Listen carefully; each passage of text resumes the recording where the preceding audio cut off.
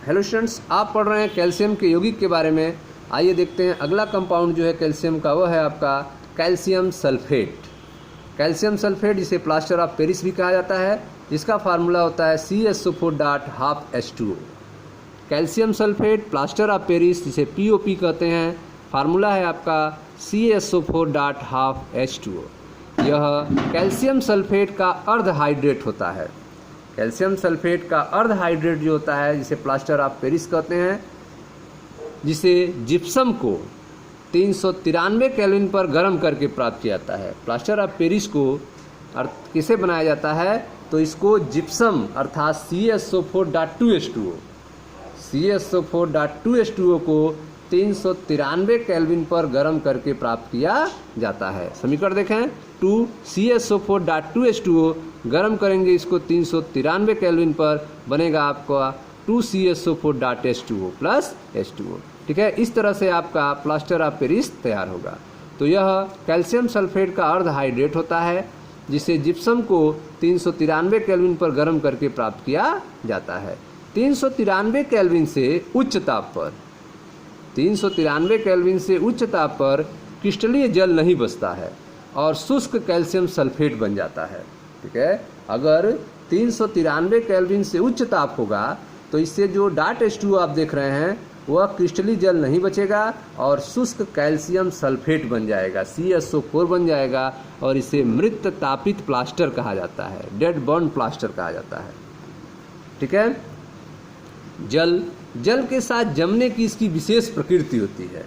POP की जल के साथ जमने की विशेष प्रकृति होती है। पर्याप्त मात्रा में जल मिलाने पर यह प्लास्टिक जैसा एक द्रव्य बनाता है, जो 5 से 15 मिनट में जमकर कठोर और ठोस हो जाता है।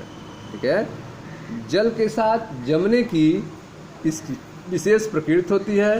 पर्याप्त मात्रा में जल मिलाने पर यह प्लास्टिक जैसा एक द्रव्य बनाता है, जो 5 से 15 मिनट में जमकर कठोर और ठोस हो जाता है।